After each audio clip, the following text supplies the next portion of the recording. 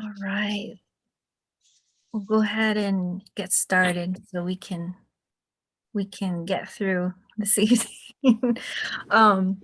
Thank you everybody for logging on and taking some time out of your evening to be here, and wanted to just extend some thanks for everything, just the communications and the work kind of in between meetings. It's been really great, and just thank you for all the input too.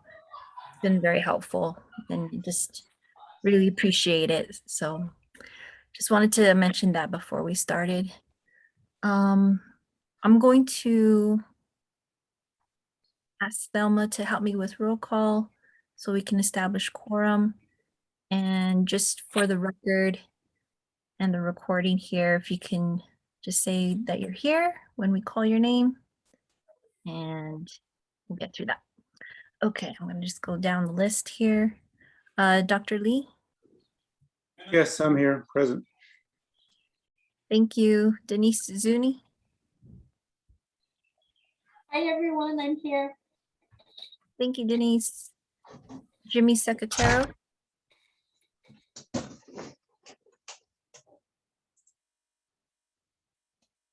Okay, Lorenzo Jim? I'm here, and hello, everyone. Thank you. Marissa Naranjo?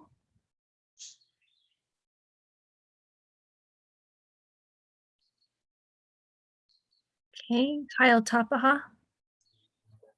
I am here. This is Kyle. Thank you, Kyle.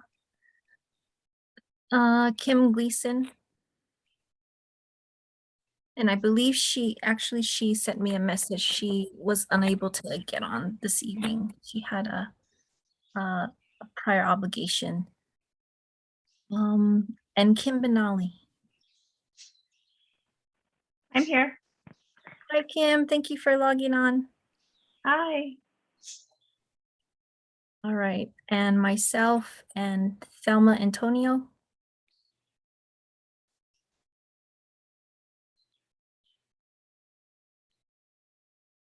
Thelma? I'm here. just for the record. I was counting. Thank you. So I have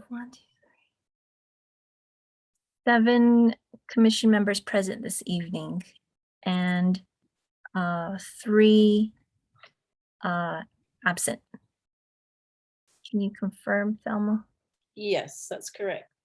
All right, thank you. We have quorum. We can continue on with the agenda today. Would anybody be willing to provide our invocation today? Just some words of affirmation to get us started. Sure, I will, Madam Chair. Thank you, Lorenzo. Good day, Hujun Shanti Nahatsi Bildaz Laj Ko Dao Digit Zidlat Khate Ade Kobe Hitche Hujun Nahasli Dole Dak Ate Ko Nanse Hina Ado Nihigan Nikendi At and Long Ni Ko Do Le Honeshra Do Yasniche Ko Dao Digit Ade Ben Hitche Hujun Dole Ko Alt Hoje Yat Ako Kenna huit idolil ko ni ha alchene bil ko ni bil ko hojon yad an hilnada hast adolil ko be hojon yad ko nasko ne niche ko lego as be I katolil ko chana ko diin ko be yad be ni hilnada hal justolil ko be ba jobani zin lo ni edan lo ko dishin biniye Bani hallo bade ko di ko ni nane salaj ko di be yat ko di ko ni a holt zeloko ni hilada hast adol ko ke bazen ko ni hilada hast adol sad yat hegi kha sad nand kinegi ben hilada hast adol ko Dia benihich, Hojonahasni ko dolil hut Anil ko, each one of us and don't ko. Benihich, Hojonahasli dolil ko. Hojo Nahasli ko, Hojo Nahasli, Hojo Nahasli, Hojo Nahasli.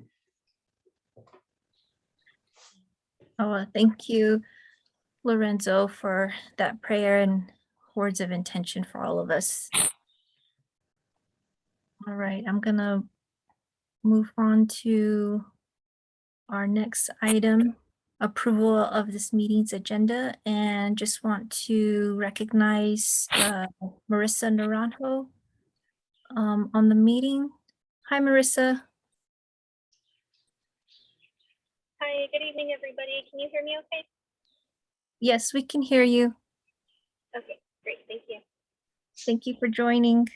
We were just gonna go over the approval of the meeting agenda, and I'm also going to screen share it as well in case you need to see it once more again before we take a motion to approve it.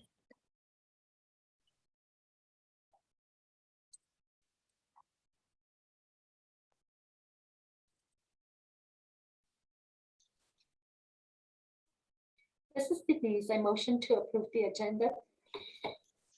Okay, I have a motion right now on the table to approve today's meeting agenda. And I wanted to just provide also an update to the agenda. We originally had confirmed a presentation by UNM Kiva Club. But just a while ago, they had to reschedule. They had some unexpected conflicts kind of arise, but they said they would like to be considered to be put on the agenda for next month. And so that will need to change as far as our guest presenter here for 4A. We will not have one.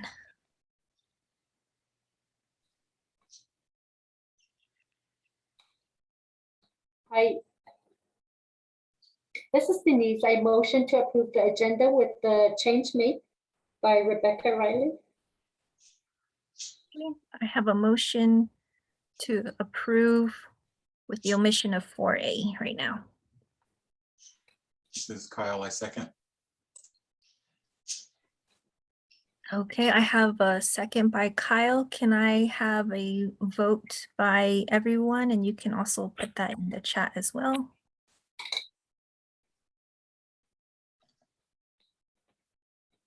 Or you can say yes or no, or abstain.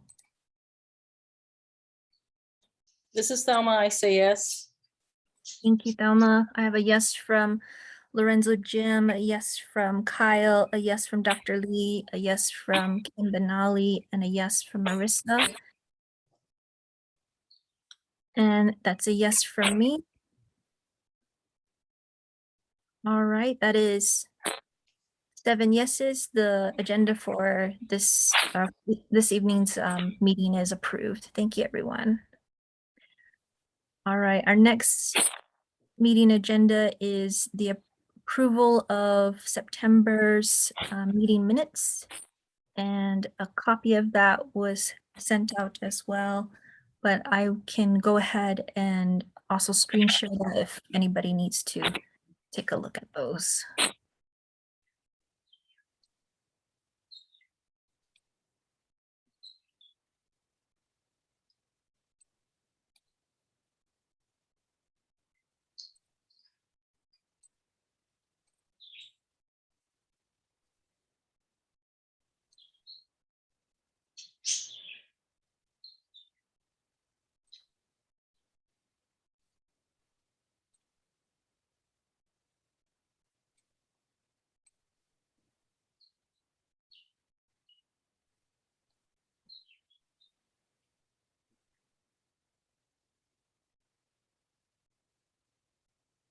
If anybody needs me to scroll down, I can do that too.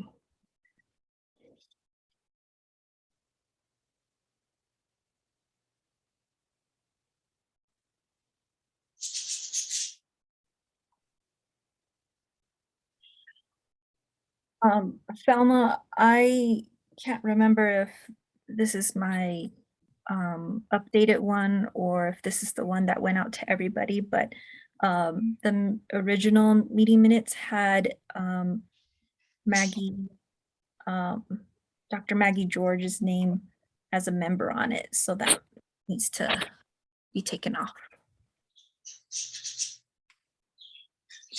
If you can look back in the original one, maybe you already had it off and I was looking at the wrong one. Yeah, this one doesn't have her name on there. Okay. Yeah. Maybe I was looking at an older one.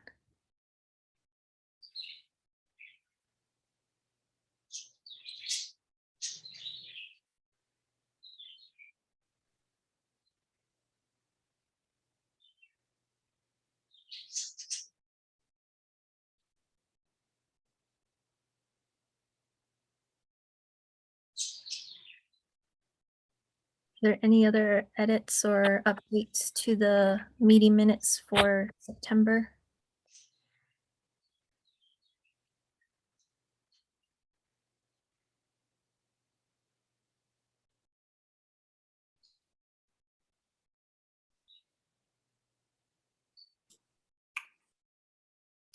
I motion to approve the meeting minutes from September 17th. Okay, I have a motion from Dr. Lee.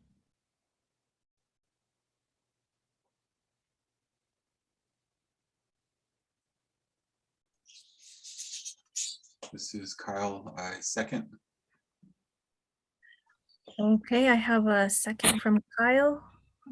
Does anybody else need to read the minutes through on the screen? This is Lorenzo abstain. I wasn't present. Okay, I have an abstain from Lorenzo, so let's go ahead and take a vote. So Lorenzo abstains. Can I get a vote from everyone in the chat, or you can say it out loud?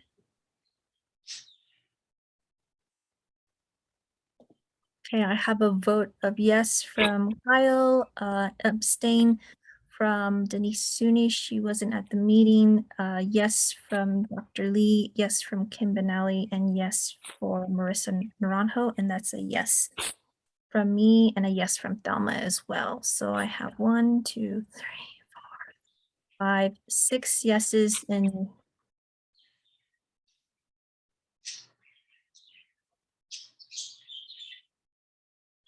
let's see here. No, I have 1, 2, 3, 4, 6.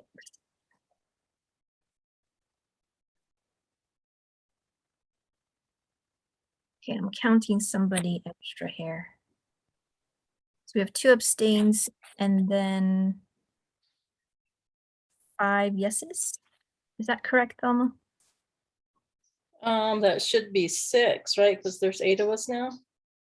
Oh, yes. Okay, I'm not counting Marissa Naranjo. Okay, so that's 2 abstains and 6 yeses.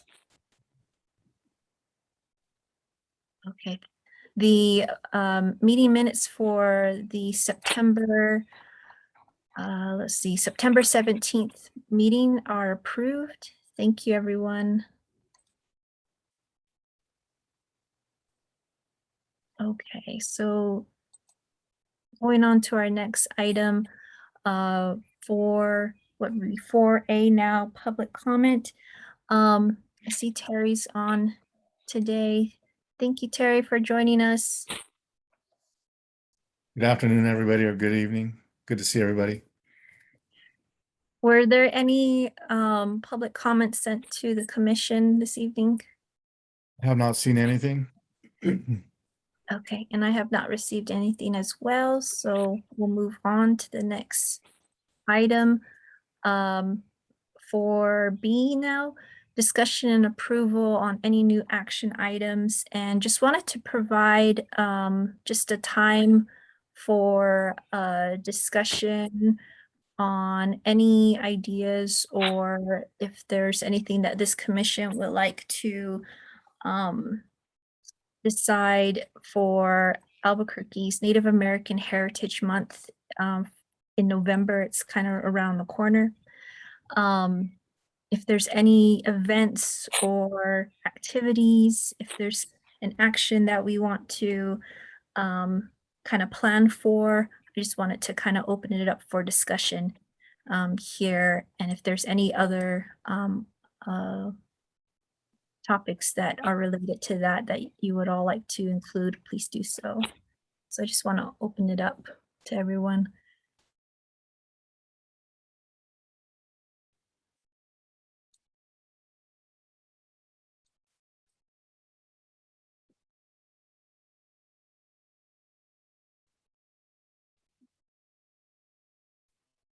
This is Denise. I wanted to ask the question of Terry and Don, and that's what type of events typically occur in Albuquerque during this month or in November?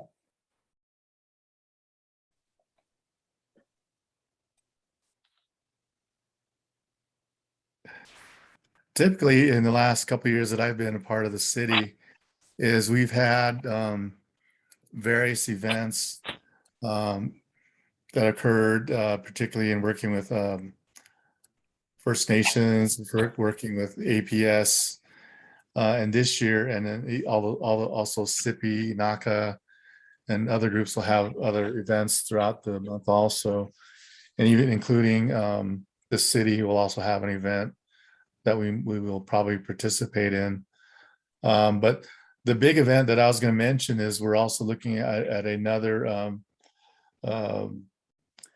Indigenous Wellness Celebration type event that we did like 2 years ago, where we had it at the Berna Facio Professional Development Center. And so we're looking at doing the same thing again this year in a similar fashion. We have a meeting coming up on Friday, and then I think our initial dates around the first week of November is what we're looking at.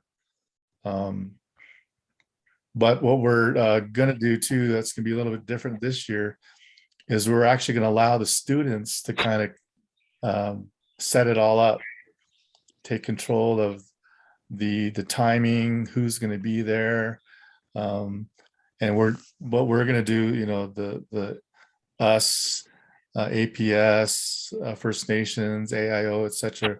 We're just going to be there to help guide them, kind of be their advisors. So we're actually going to let the students plan the whole event this year, you know, because like the last time 2 years ago, we had music, performers, etc. that was being done in the performance auditorium, and then we're going to have tables set up or sections set up for vendors with arts and crafts, jewelry, etc. And then we're going to have information tables also set up again. And then so now we're trying to see if we can find funding and also find a vendor for food, because we would like to have a lunch towards the end of the event for everybody to have lunch. And then we're trying to see if we can invite Secretary Holland to see if she'd like to come to the event and then do a presentation or speak after lunch, so that way everybody stays around after lunch to hear what she has to say. So that's kind of the initial thoughts of what we're thinking for this year. So it's kind of trickling in now. It was a big rush for everybody to get up to the Indigenous Peoples Day event. So everybody's kind of taking a breath right now from that. And so now we'll be focusing on the Native American Heritage Month events. Back in 2019, we partnered with an event at APS for Rock Your Mocks Day. So that's something that will be coming up. We had, I forget her name, the young lady from Laguna that created Rock Your Mocks. She was there and did a presentation. And at that event too, I also read the city's Native American Heritage Month proclamation. So those are things that will probably be similarly coming up this year. So That's kind of it in a quick nutshell. I was wondering, Terry, if the city had, you know, a way or maybe the capability to highlight Native-owned businesses.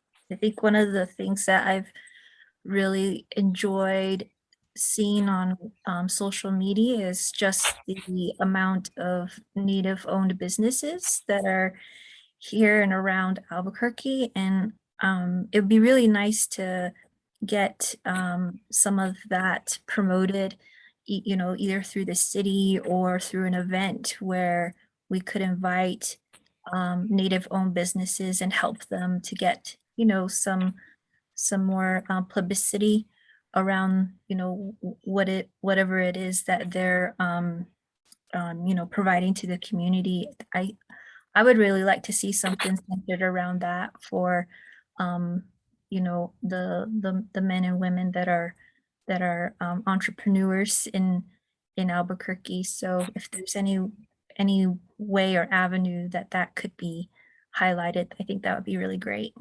Yeah, I think that's a good idea. I think I'm glad you brought that up because I have talked to the Economic Development Department about having such an event like a business fair for Native American companies and organizations. And so what I can do, because now that we have a minority business development office with Damian Lara as the director, I actually know him. He's a friend, I'm a Facebook friend. I could talk with him to see if we could get something like that put together, because I have talked to the Economic Development Director, Cynthia Jaramillo, about that, including Monica Mitchell. She's one of the senior planners for economic development. So that's something I can open up with them to see if that's something we could do too, as part of Native American Heritage Month activities. Kyle, you have your hand raised. Thank you. Yes, I also wanted to mention a few things that I'm working on through Americans for Indian Opportunity. I'm working on what you were speaking on is a community calendar that lists events for the city of Albuquerque, like urban indigenous events. So anything that the city would be doing, APS is also on the board, anything at UNM.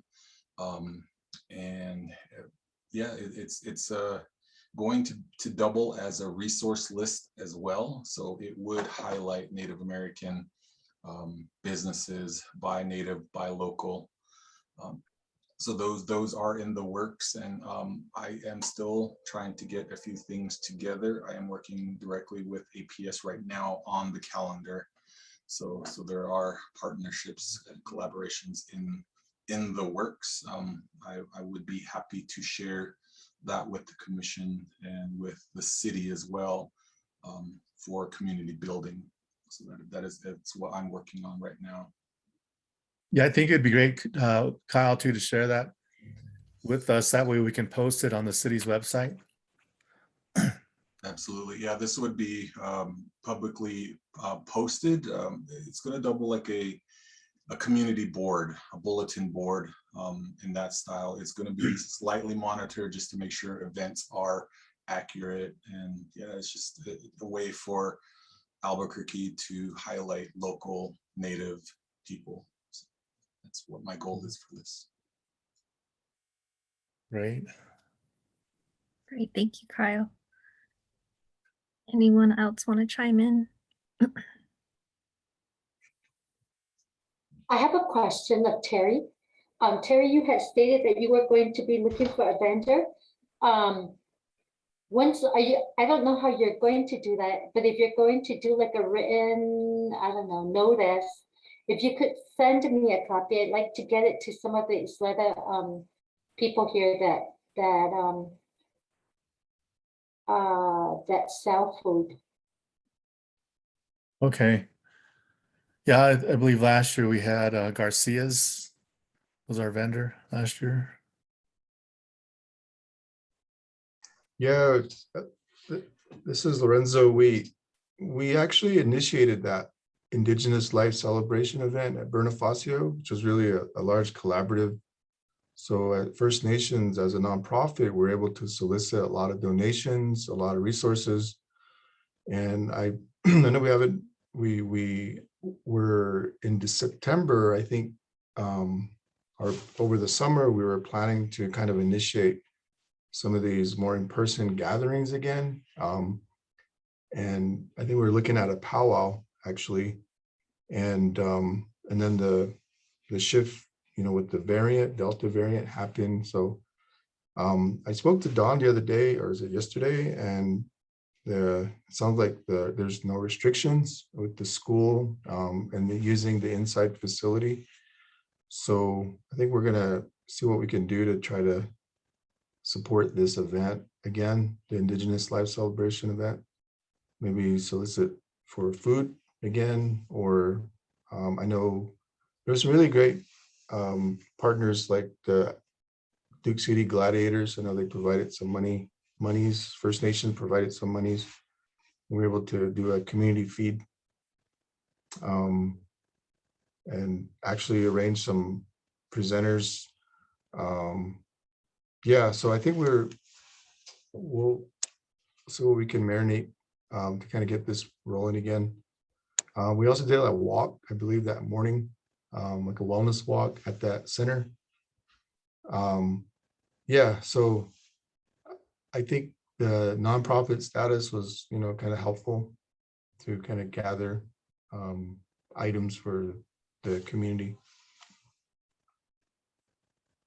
Great, Yeah, I thank actually did, Lorenzo, I did talk with Gina Prescorn, the owner of the Duke City Gladiators, and she's willing to come back in and help. So hopefully we can get some money from her again.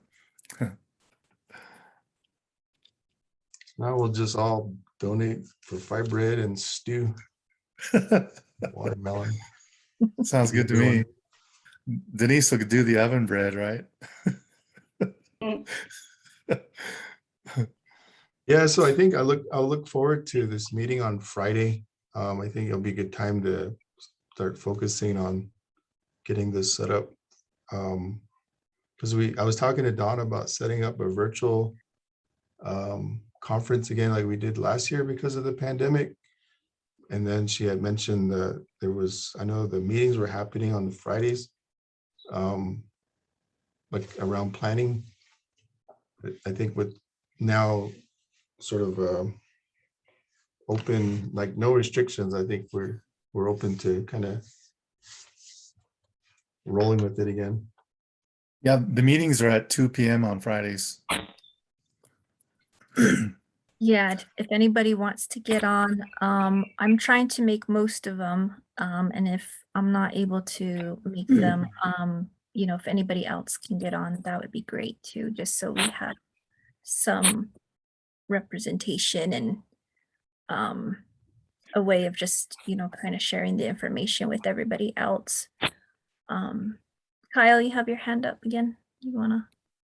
Thank you. I just want to mention I will be there. It's just something I am very passionate about to make sure the stuff like this gets out to the public and that we get a lot of involvement. So yes, I will be there representing the commission as well.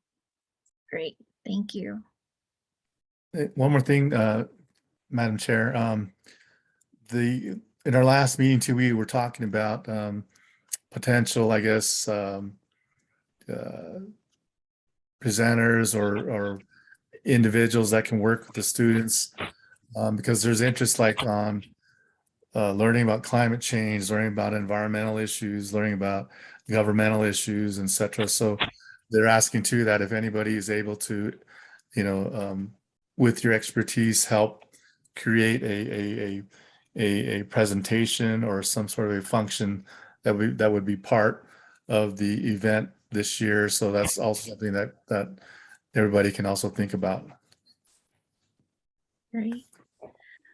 Denise had a question about what's the proposed date of the Indigenous Wellness Celebration, and thank you, Lorenzo, Saturday, November 13th. So if we can also attend, that would be really great, just to show some support, or if there's any way that we can contribute either through like those planning meetings, that would be That would be great too. Where is the center located at? It's on Louisiana and Comanche, I believe. Yeah, it's a really nice place. It's really nice. The auditorium is incredible. It's huge. So if we have presentations or statements made, you guys can make it on center stage. And we may again think about broadcasting it live, like we've been doing the last couple of events from the city's perspective. Yeah, it was really cool. It's a really nice place. Yeah.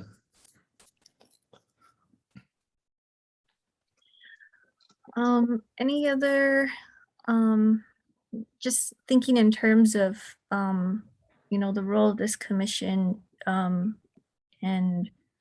to the mayor, is there anything that, we want to do in terms of providing any recommendations, or if there's, I know we were part of the, drafting process for the proclamation for Indigenous Day, and it sounds like there's another one coming up for, Native American Heritage Month, right, Terry? Is that Yeah. something we want to Yeah. contribute to? What I can do is I can send you out the one we did last year. And then, build from that, because the proclamation we did this year for Indigenous People Day was kind of based on what was done last year. So we can modify it or keep it close if necessary. But yeah, if you guys have any thoughts or input on that too, that'd be great for this year. And then I'm sure we'll have someone, myself or somebody, read it this year also. Maybe even the mayor will show up. That'd be cool.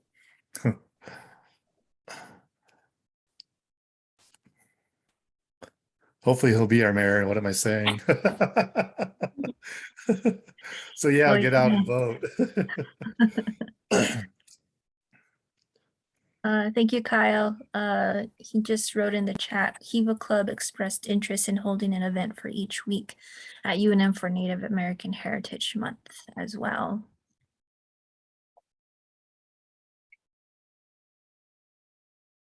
Yeah, I think as much as the city can, again, just kind of highlight, the contributions of Native people to the city, not necessarily just business, but in all areas.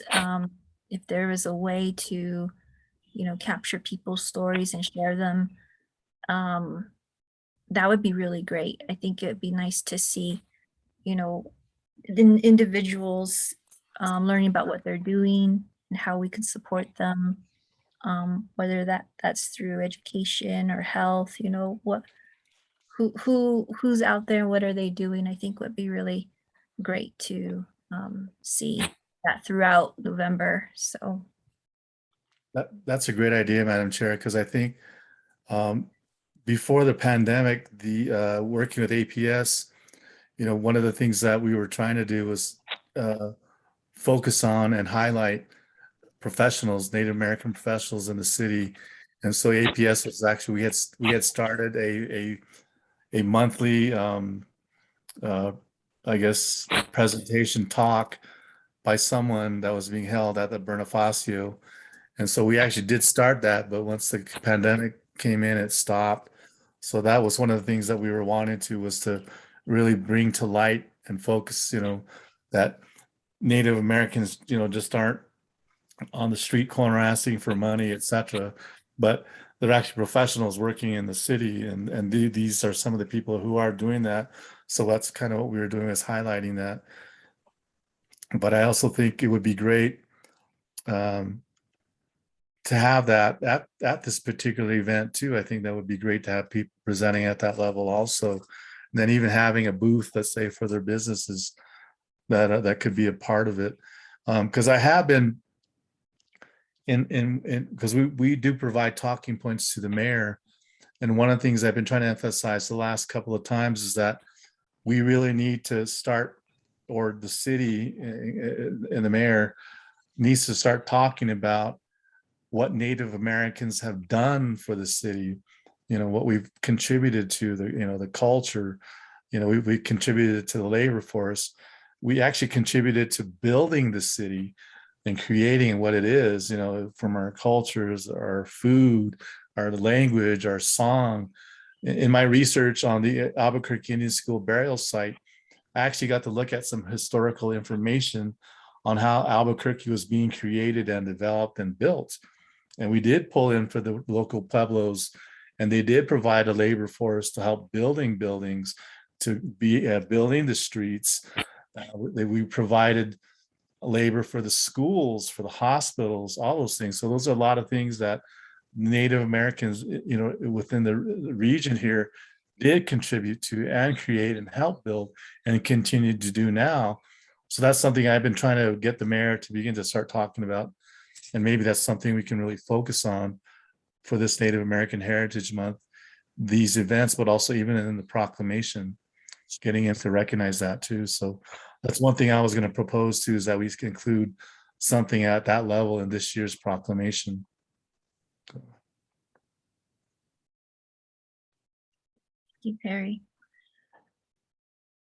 I guess just a last thought, if there's also, if this is even an opportunity to ask of something or put forth an issue, it was really great to see the support around the missing and murdered Indigenous women, how it was, an issue that was highlighted during Indigenous Day. So it wasn't just, recognizing and celebration, but also not forgetting, some of the work that still needs to be done. So I don't know if there's a specific ask to kind of include during this time, either from this commission or, just throwing out an idea too.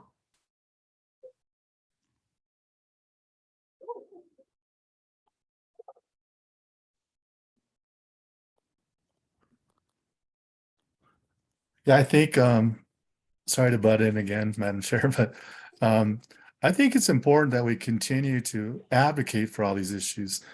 And if I was going to speak at the IDP event, I was going to say what I have said in the past is that Indigenous Peoples Day is every day. It's not just once a year. We should be recognizing and celebrating our Indigenous history and culture, heritage every day, is the way I would have presented it. But I think that's advocacy, because I agree, it shouldn't be just a once in a time, issue or talked about. I think it needs to be continued to be advocated for, because what we really need is we need action. We've seen some, but we really need some action to be done about it. I mean, we see what's happening and blowing up on TV right now over that. I think her name is Dixie, that girl that was missing. How this one person got national attention, and it's just a one instance, that got somehow national attention. But why isn't that kind of attention being put forth, for our MMIW? What's happening with them? Why isn't anybody actively looking for those individuals that are missing, our sisters, aunts, cousins, moms, etc.? Why isn't something being done about that at that level? So I think we really need to push and continue to push and fight for that at this point. And since it's in public focus now, especially with Deb Haaland, now we have a chance to really get some movement on it. So I think,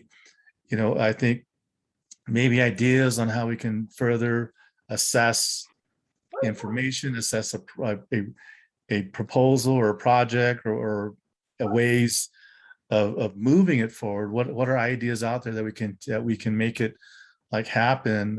Maybe a marketing program or a more push harder. I know APD is finally really addressing it too. We had Gerard Bartlett talk about it, or the other guy, I forget his name, talking about it. So I know, and Don's working with APD too, and I'm trying to work with APD on that also. But we are trying to really take a look at it and find out and see what we can and see what we can do to work on it more specifically from the city's perspective. But I also think that it really needs to be a statewide effort. Maybe we need to really drag in the tribes, to get involved and push it forward, make it an issue, go to the APCG, get them to get resolutions or something out, demanding and action from the state, from the US government, et cetera. So, those are things that we can also think about on helping to move this particular issue forward, because I think it's really important, that happens at this level, especially right now. So, just some thoughts. Thank you, Terry. Anyone else? Dr. Lee, were you going to say something? Okay. Sorry if I was putting you on the spot. Anyone else? Denise, Kim, Marissa? Just want to make sure I give time I to. have kind of a comment on that. A lot of the times I like to think it's because of BIA and the way we're under that federal jurisdiction. And then when you have BIA involved, you don't get a lot of action, and so I think it just prolongs those type of issues. So it would take a push from the tribes to actually, make some noise about it. And then on Terry's comment when he was talking about how natives have contributed to the building of the city, we forget that a lot of native people came to work on the railroads. And that's what I've been doing. Part of my research on is the colonies at Laguna that came about by the railroad.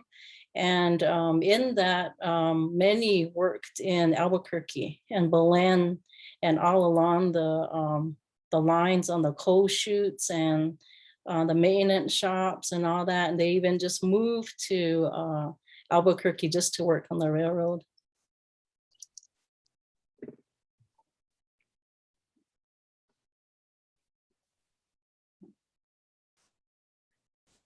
Anyone else before we kind of wrap up this item on our agenda?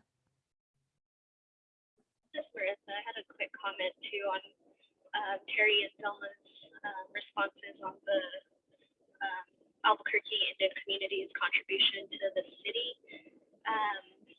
I know that APCG, I want to say about 3 years ago, commissioned UNM, and I can't remember what department it was, to do an economic impact study on the state.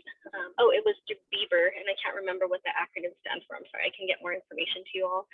But it was about the Pueblo's economic impact in the state, and it really gauged, among the participating Pueblos, which majority of them participated in the study, how much their enterprises, tourism industries, and other enterprises contributed money to the state. And I'm not sure if there's ever been a study done like that within the city, but I think to Terry's point, that could be used, as leverage as we continue talking about contributions and other ways to collaborate with the state.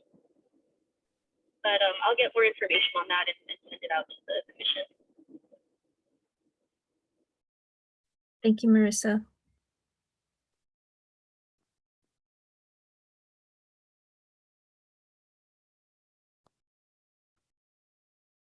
Okay, well, if there are no other comments, we'll just keep in the loop. Sounds like Kyle and I will be attending, and I'm sure Lorenzo, you're probably in the loop of those events too, from your work, but we'll just continue to share as the planning kind of progresses. And if any of us can attend those throughout the month of November, that would be really great to see, and also contribute to, if we can, in our own ways. But yeah, we'll just keep everybody updated as it gets closer to November. Thank you, everyone. Okay, item 5, Commission Administrative Matters. Right now is an update by Don Begay and Terry Salone for a few minutes. I'm gonna hand it over to you, Terry and Don, to provide any updates you might have for us.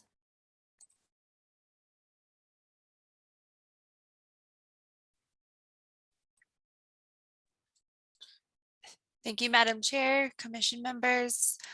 For the events, in addition to what you planned, we are also, we have an MOU, the City of Albuquerque has an MOU with the National Indian Youth Council. And the purpose is to create diversity in the workforce. And so the city's workforce. And so part of our goal is to host a job fair. So NIYC is partnering with the City of Albuquerque Human Resources Department, our office, and the New Mexico Workforce Connection to have a job fair on Wednesday, November 3rd. And it's going to highlight job opportunities available with Native-owned businesses, Native serving organizations, city departments, and then also be a resource. So the lead for that is New Mexico Workforce, and then it'll be co-hosted by NIYC and our office.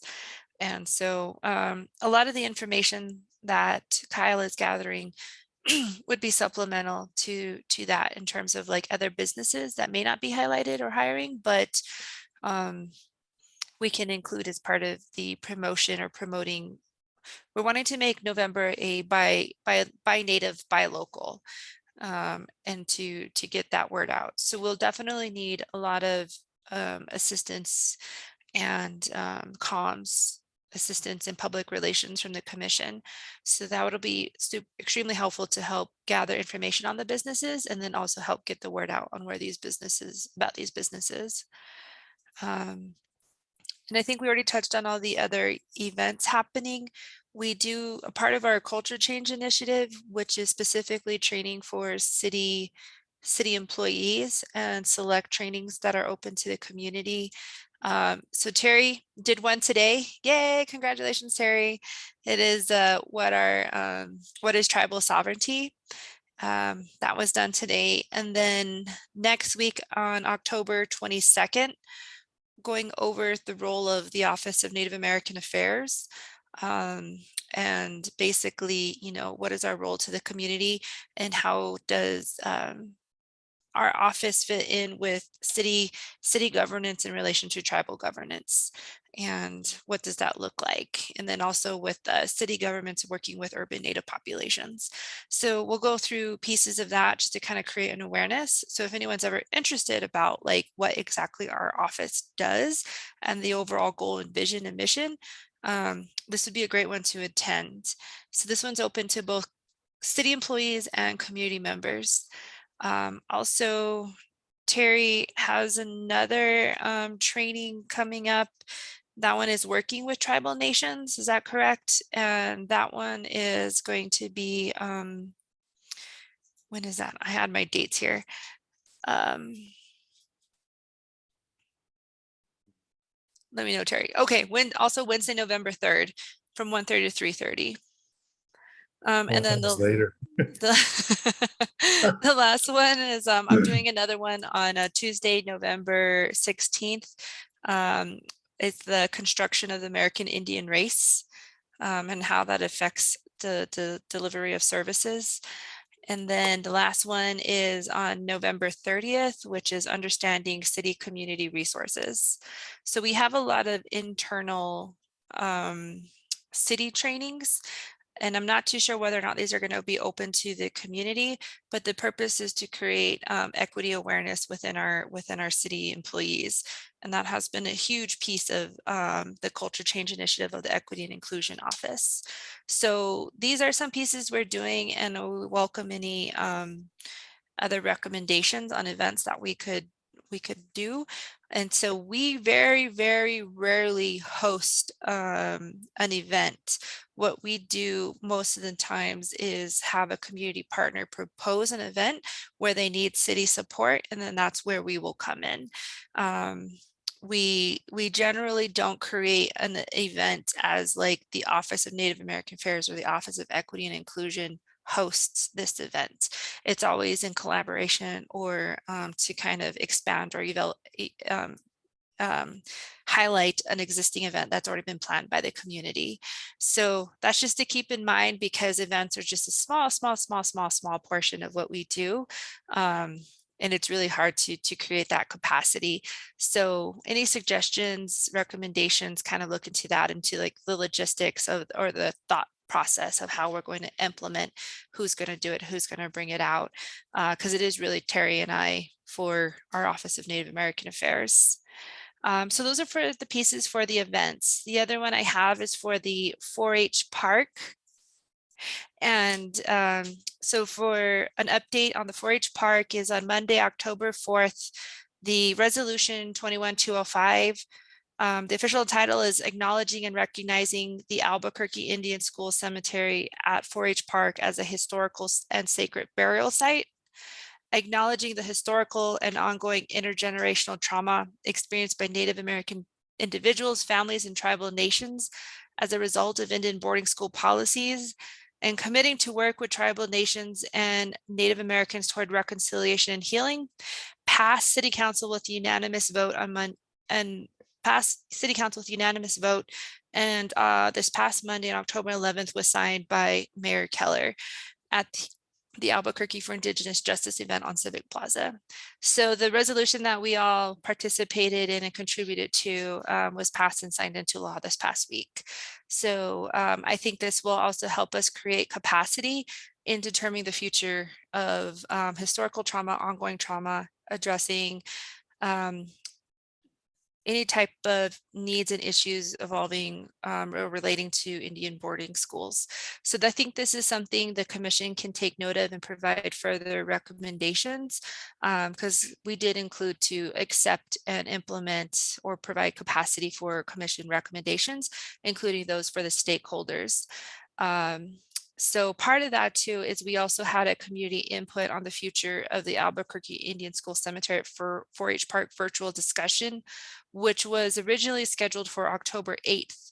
That input session was temporarily postponed, and we'll reschedule it in the following weeks.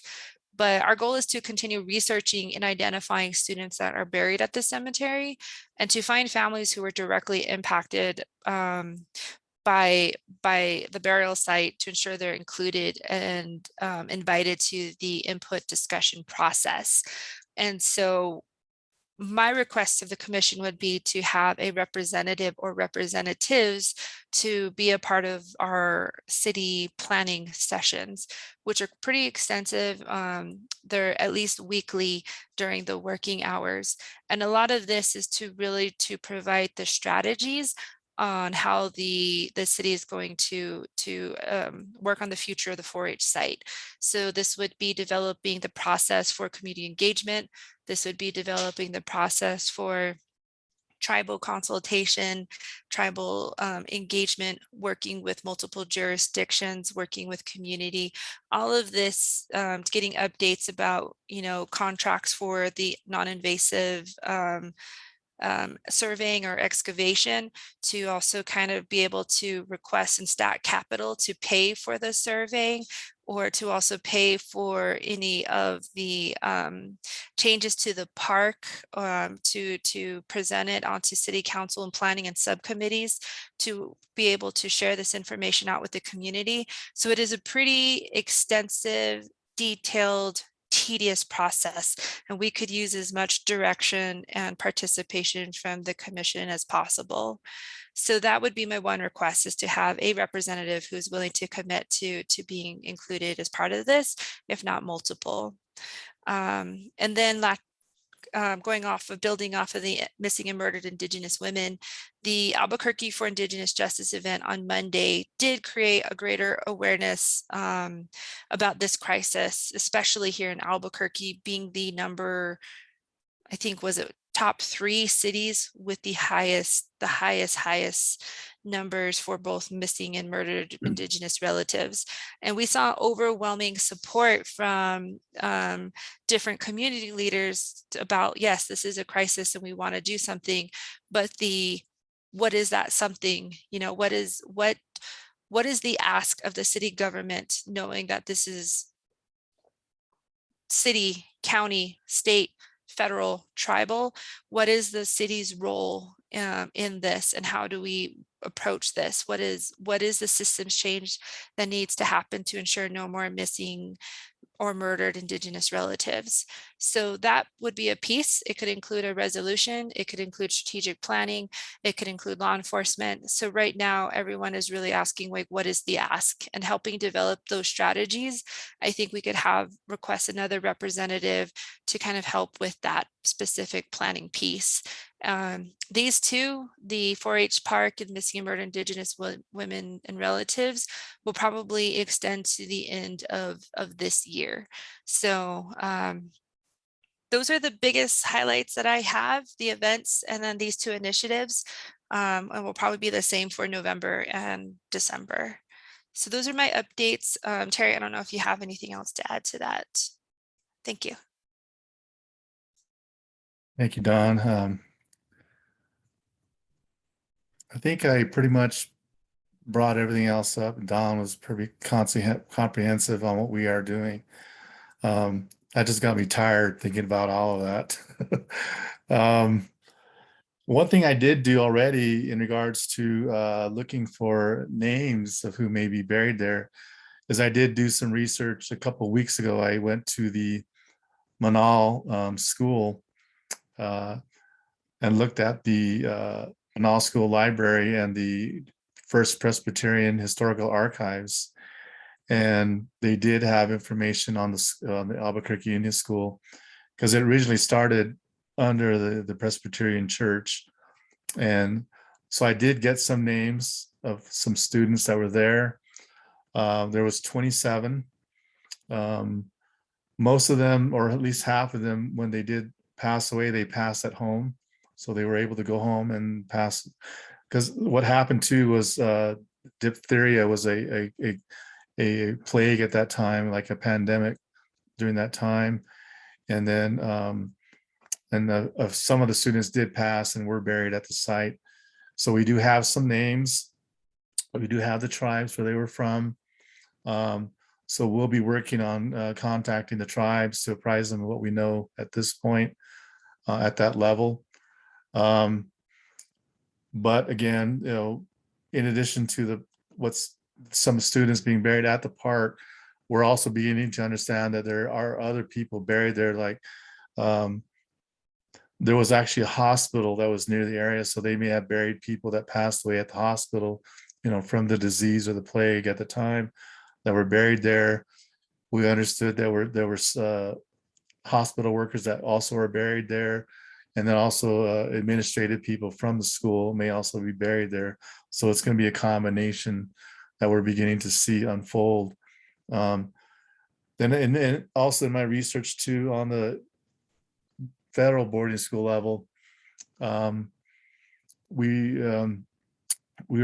found out or figured out that there is a national archive of Albuquerque, or not Albuquerque, of Indian schools in Denver. So Don and I might be making a trip up to Denver to do some research there to see what they have, to see what we can find out. What we found out in my meeting with Dr. Hohola, he did indicate that there's a scrapbook out there somewhere, legendary scrapbook that contains a map of the actual burial site with the plots and the names of the students that were buried in each of those plots. So we're hoping to see if we can find that.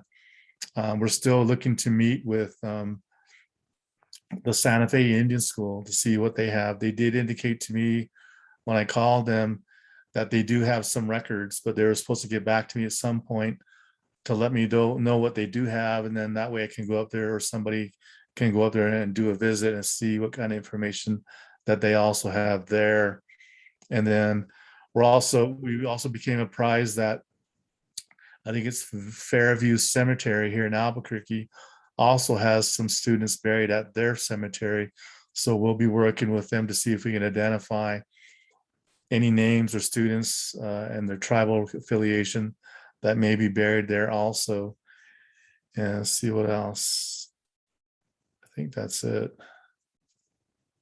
Yeah, so it's, and yeah, we're looking to, again, as Don said, really seriously get moving forward on getting work done at the 4-H Park site with a ground penetrating radar to identify what's out there, because has been one of the asks of the 4 tribes that have communicated with us. Do we know that there are bodies out there, and do we know what their names are, what their tribes are from? So those are some of the asks that we were asked. And then we were also asked, is the site, is it fenced off? Is it being protected? Is it being identified as a sacred site? And then they're wanting to make sure that we making sure that we include input from the tribes and the families. And so they want to make sure that the families and the community, the Native community, are also involved in what is going to be done for the site itself. So, yeah, and that's it. Terry. Thank you, Terry. I just want to open it up to anyone that has any questions for Terry and Don, or wants to volunteer regarding the 2 initiatives Don mentioned.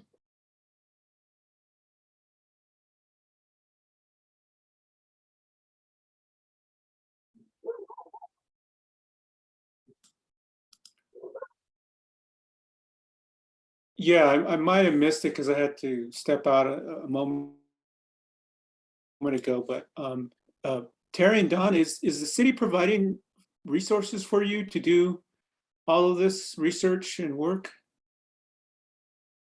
They're paying me, and I'm sure they're paying Don. But I think that's a good question. I think that's one thing we're going to be looking at in our discussions moving forward, as we're looking at costs suddenly that are going to be part of this process. So I think we'll be looking at approaching the city with a budget of what this is going to look like, because what we're trying to do is trying to also get an understanding of what other types of information we need to go after, or who else we need to talk to, and whether that may include paying somebody for their time, paying somebody for additional research. So we are going to begin to look at what kind of resources are going to be available, because I know Director David Simon from Parks and Recreation did bring that up at one of our previous meetings, that we need to look at, okay, what kind of financial resources are we going to need? What's going to be the budget for this cost, et cetera. So I think he's accumulating from their end, like the GPR and other consultants that we may need from their side. But again, we need to also look at, okay, what do we need to help assist us in getting this done, so that we can help if we need to pay for it. So that is a good question that we will be addressing. Good, because I think you're going to need a lot, actually. Yeah. Just going through, just hearing what you've done so far. I also want to make a plug that maybe if the city can find resources, that you might be interested in doing like an internship with some UNM students that can help in this process. I know that in Native American Studies, we offer credit for internships in individual studies for students, both at the undergraduate and graduate level now. And so that might be a possibility if you need some human resources in terms of some students that might be willing to help. So just to give you a little plug there. Oh, great. Thank you. That's a good idea. One thing I forgot to mention too is that I did contact Heidi Todachin from Deborah Holland's office. She works for the Assistant Secretary of Interior, and she's the one that's leading the federal boarding school initiative for Deb Holland. And so they're holding travel consultations next month. And after that, they'll have a better idea of what they're looking at. Because right now, what they're trying to do is they're looking at all information that they have on their end on the boarding school issue. That way they have an idea what is and isn't there. And then with these tribal consultations, they'll get more input on what else the tribes think the government needs to do. And then after this meeting, we are anticipating a meeting with her team in December. So we're looking at our team, our working group, to meet with Heidi's group in December. And then she'll talk with us more about what's being done and what's planned at that point. But what she's wanting to do is she's trying to keep what their processes they are doing now kind of in-house. They don't want it getting out to the public yet. What they're trying to do is once they accumulate and get all this information together, they're going to be preparing a report for Secretary Holland that will be issued on April 1st of 2022. And she said once they issue that report, then everything will go public on what they're going to be doing, what they're anticipating, and so forth. Because there's a lot of questions, and I did raise this to her too, that we were hoping to get some guidance from her on what they're doing and what they would like to think, or what we should be considering. But like us and them, this is all new ground. We're just getting an idea of what it really looks like. And so none of this has really been done ever, really, in a sense. So we're all creating a new process and guidance on this. So we actually may end up providing Deborah Holland and her team guidance on how we're approaching it and how we're doing it. And because I did apprise her of what we have done. But what I've also been doing is I've been sending Deborah Holland updated information as we're progressing through this process. So she's aware of what we're doing also. So it's possible that we may be advising the federal government on how to do this also. So just to let you guys know on that. So if there's any thoughts or ideas also, I know you guys provided some information initially, but what I recommended to our work group is that we sit down and start documenting what we did do. That way we can have some sort of a guide or narrative of the type of work we've done so far at this point. So. Just to add to Dr. Lee's comment, yeah, I think it's going to be pretty imperative to really invest in, individuals, a team of individuals who are going to be able to dedicate, their full time, whether this is something that they're employed to do, but my hope would be like some sort of committee dedicated just to tackling this one issue where you get a team of experts that are knowledgeable about the local area, but also understand the national issue itself to be able to guide, the steps or develop a plan of some sort. And then kind of do that in tandem with the community work that you all have already done, which is like the stakeholders meetings and the other things that were in our recommendations or recommendation letter to the mayor. So yeah, it's like a lot of moving parts and kind of almost building the plane while you're flying it in a way. But yeah, I really think that we need to just pay people to really do this one job. So, but I was gonna also mention Dawn, I'd be interested in the planning sessions if you wanna send that to me and anyone else that wants to join. I saw Thelma that you volunteered. Thank you.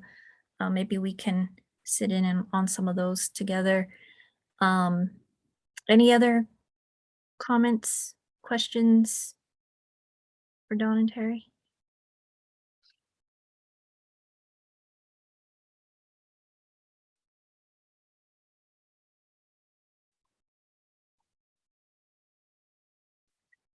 All right.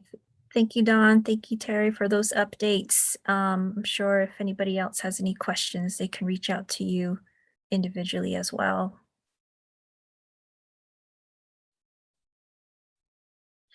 Okay, moving on to our Next item under 5, B, commission sector reports and updates. Again, just these are, you know, at the advisement of anyone that's representing a sector, but also if any at-large members, you're welcome to chime in on any of these as well. Our government and education seats right now are vacant, but is there anyone else that wants to provide any updates or action items for these two areas?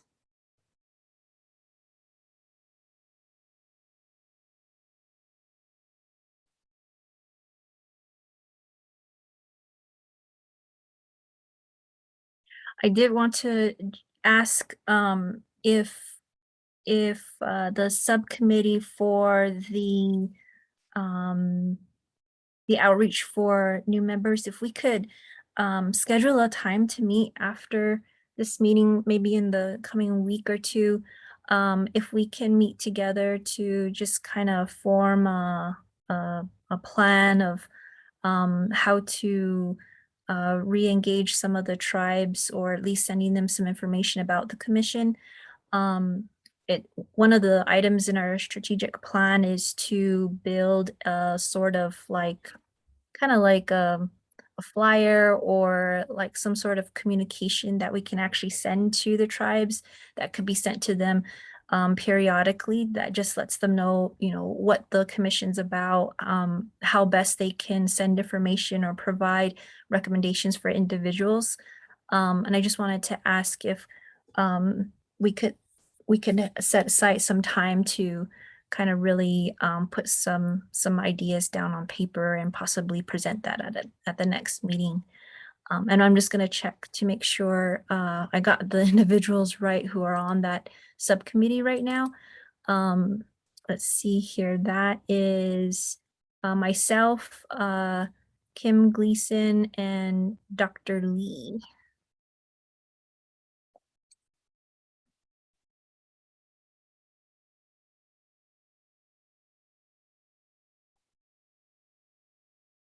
And I think Kim Gleason's not on here. So I guess that's you, Dr. Lee. What day are you just asking for dates? Yeah, if you could just send me some dates after this meeting, just to see if we can draft up something that we can send to the tribes, and just needs, I can send it like a, you know, just like a initial draft, but you know, just any other ideas that you would feel like would be useful for tribes to just learn about the commission, just so we can get some momentum going. And because I don't believe we've received any new applications yet, and just in consideration of people's terms, this seems to be the last year for a lot of us. So this time next year, I think about half the commission will be either determining they're going to continue on for another term, or if they're going to be you know, closing their term out. So I thought this might be good planning time to kind of do some outreach. Okay, all right, sounds good. Okay, and I'll get a hold of Kim Gleason too, and ask her for some times. Okay, any other updates? All right, the section on culture, Commissioner Lorenzo Jim, did you have any updates for us or action items you want us to take?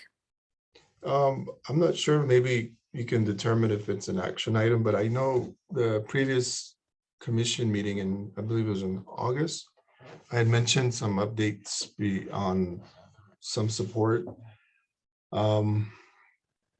at the University of New Mexico hospitals. So the Native American Cultural Care Chaplain. So that was a work that I really advocated for, but also sort of made a connection and really found this really an important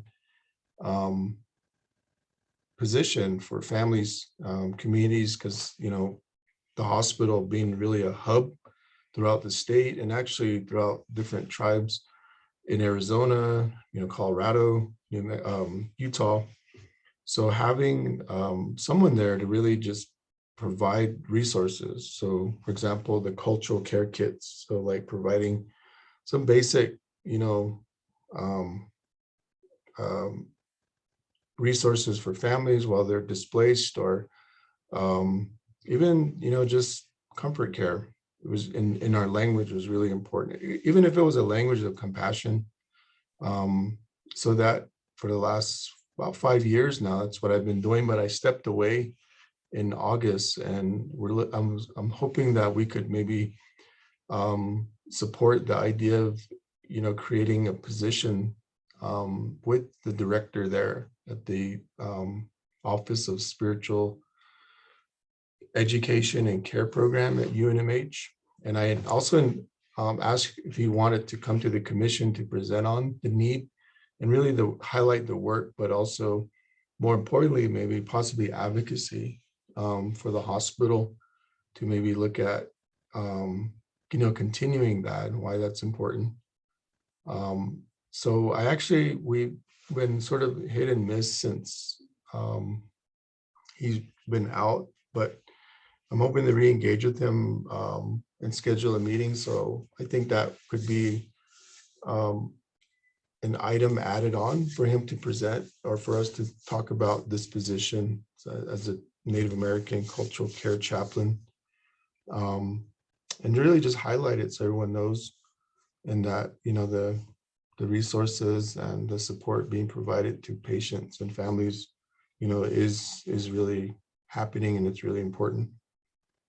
So that's one thing. Other updates in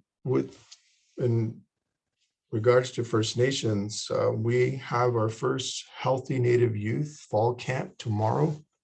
So it's been a collaborative effort with APS schools and the city of Albuquerque. So we secured using the Los Padillas Wildlife Sanctuary. So it's in the South Valley, to really use that as an outdoor classroom. So land-based learning. It's the city website. We have the link, sort of information flyer. So there's also a collaboration with IHS Aztec. So they provided, of course, the grant, but also provided the information sharing. And so we're looking at a series really providing culture, but land-based learning and getting youth sort of outside and pro-social activities, wellness focus. So we're hoping to utilize that space going forward as a long-term land lease agreement with APS schools, and really start a schedule where we could rotate students, Native American, children, students, even charter school students, to use that, have access to that site, year round. So that's one area.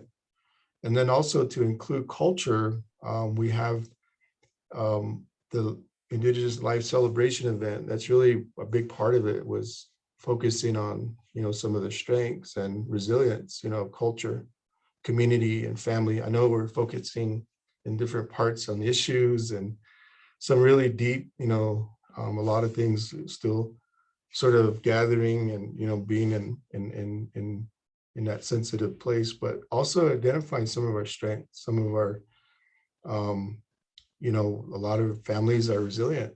A lot of families,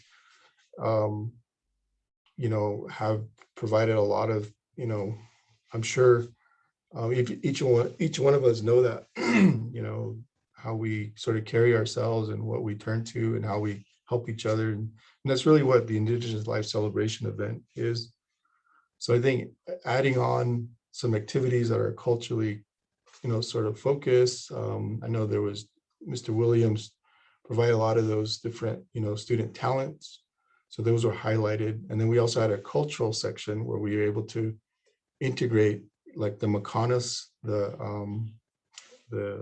ball game from Mexico that was brought. I believe the city did a proclamation on that too and recognized. So we're able to have that on site. And then also our cultural wellness room. So we partnered with NACA schools. So we're able to set up, different things, and students were able to sit on a saddle, I guess, learn about different things. And so we could maybe look at kind of setting that up again and really just highlighting again the values of culture and how important they are as a life source for each of us. So I can go on. And First Nations, we have equine assisted learning, horse medicine, food is medicine, weekly.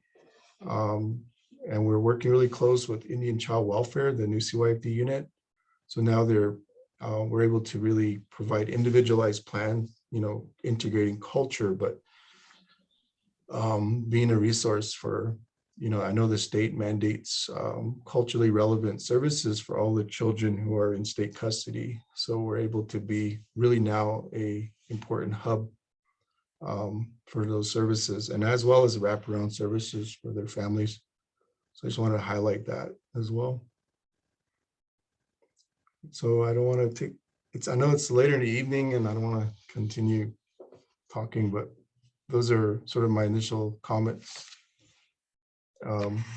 Madam Chair. Great. Thank you, Lorenzo. Yeah, if there's any time that your contact wants to present, just let me know. I can send them a formal invite, and Don and I usually work with the presenter to get them linked with the meeting date and time. So just let us know if they ever confirm. And then looks like Don shared the link for the wellness camp series. Are you getting applicants in, or do you feel like we can help share it a little bit more to get more applicants in? I think we've reached, most of them sold out, or it Oh, says sold out tickets, but that's on the Eventbrite site. But we've had a really great, a lot of interest. So Great. I think with APS, Indian Education, and also all of our listers, they fill up pretty quick. Great. No, that's good to hear. All right. Thank you. I'm going to move on. And I know Dr. Lee and Kyle, you need to leave early, correct?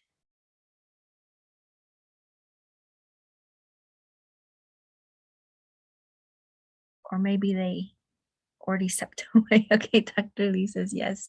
Okay. All right, just wanted to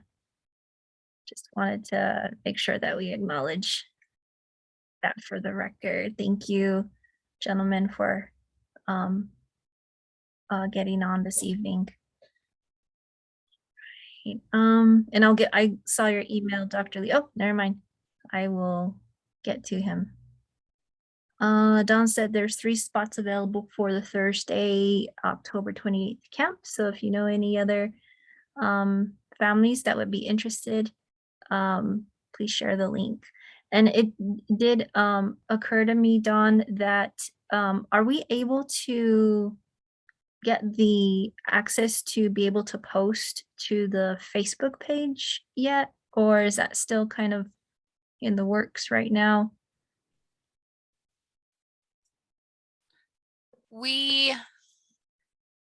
None of us have access to it at the moment. Okay. I don't know if it's like not having the correct password or anything. So nobody has access to it right now.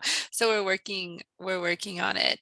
And because our last PIO gave us the password or thing, and it's not working. So we have some technical difficulties accessing or having oversight over the pages. So once we Okay. get that, then we'll go ahead and grant you direct access, the commission direct access to post. So right now, probably just tag until we can do that. Okay. Madam Chair. Yes.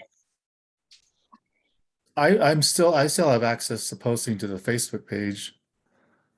And Don, did you ever check to see if you have access? Because I think I created you as an administrator. Have you checked that? I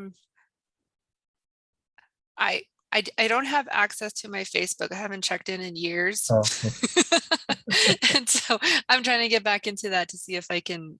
okay. It was when I was still a UNM student, so I don't know my UNM email. So Terry, can I'll figure we it out. send you information to post for us then, Terry, until we get our Yeah. own access? Okay, because it originally was Chris, but Right. I'll start sending you things now. Sure. What I'll try to do too is I can try to set you up as an administrator also and see if it works.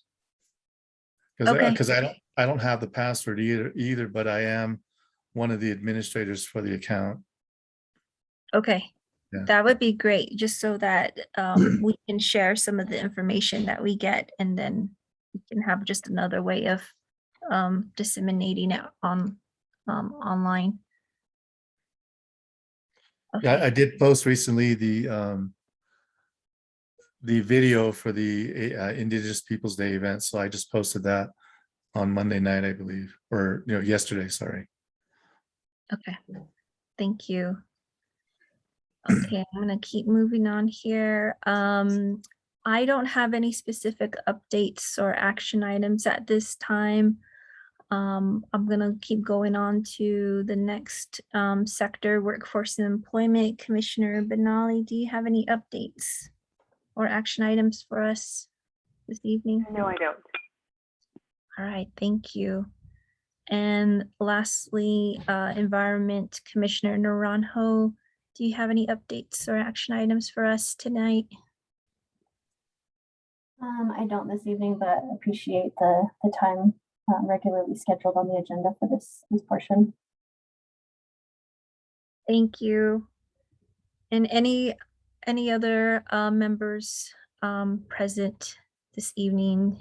Any other updates on any of these sectors or anything else? I have one I would like to share really quickly. Yeah.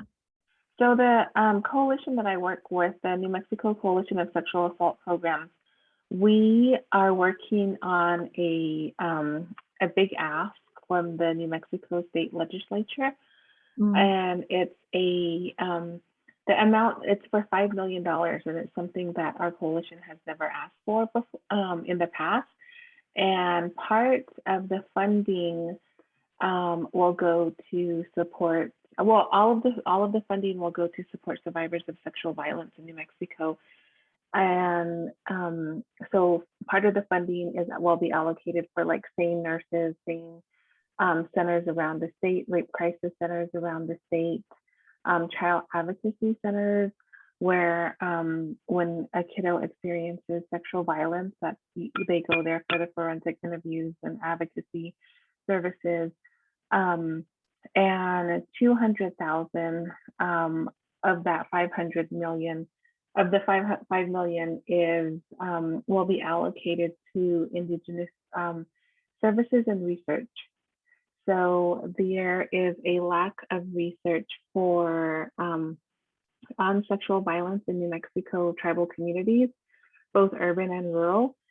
And part of that funding will fund the research that I want to do at the coalition.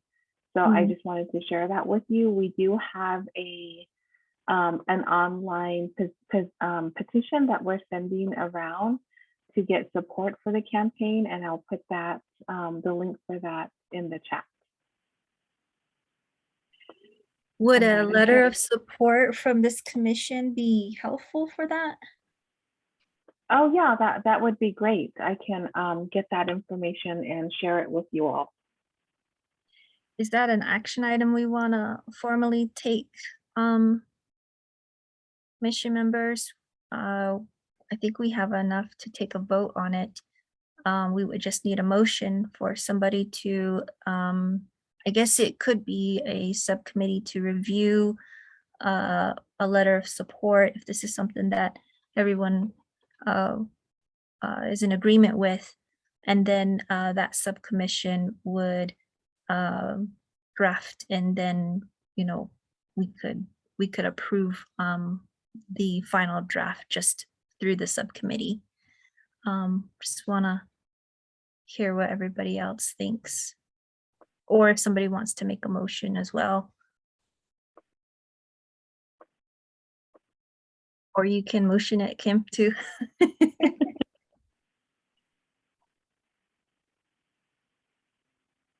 Does anybody have any questions for Kim? Kyle, your hand's raised. Thank you, Madam Chair. Hi, Kim, this is Kyle. I am in agreement with creating a support letter. And also, Madam Chair, we did start a small conversation about bringing this up to the commission. We had also spoke about creating a sexual violence prevention subcommittee, and then these kind of issues would then go under, and then as a commission, we would make a recommendation to the city. But I think starting off with a support letter would be perfect for this, and I do support Commissioner Kim with this proposal.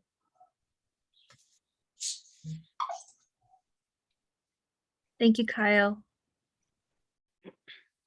Denise, Thelma, Marissa, any thoughts? I just had a question on what was the title again for the coalition? It's the New Mexico Coalition of Sexual Assault Programs.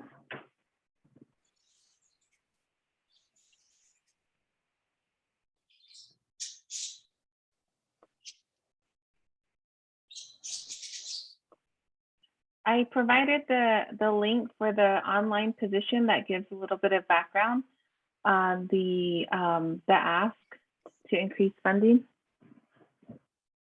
Great, thank you. Denise, Marissa, any thoughts?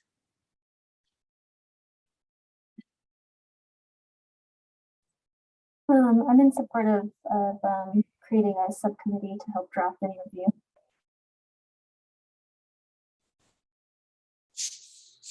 Thank you, Marissa. And Denise?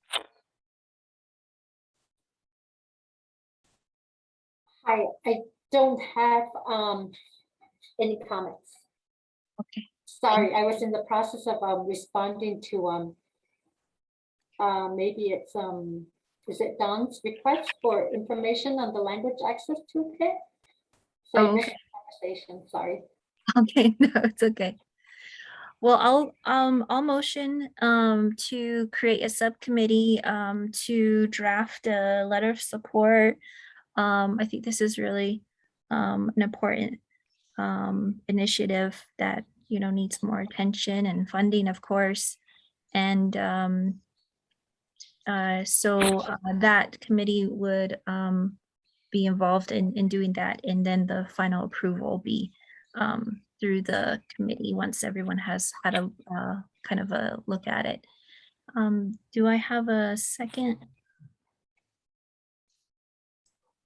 This is Thelma. I second the motion. Thank you, Thelma. Thelma seconds. Can I get a vote from the commission? You can either verbalize or write it in the chat. This is Thelma. I say yes. Kyle votes yes. I say yes too. Marissa says yes. Denise, yes. Kim Benally says yes. And Kyle says yes, and that's a yes from me as well. The subcommittee is approved, and I'll go ahead and volunteer myself. Does anybody else would like to volunteer? Kim, I would assume that you would be part of that just to help with the letter, the drafting of the letter. Is there anyone else that would like to be a part of that, just drafting and overlooking the letter?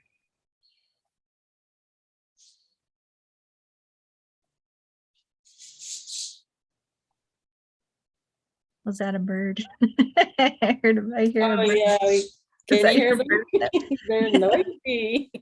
It's not loud, but it's like, oh, that's a pretty bird in the background.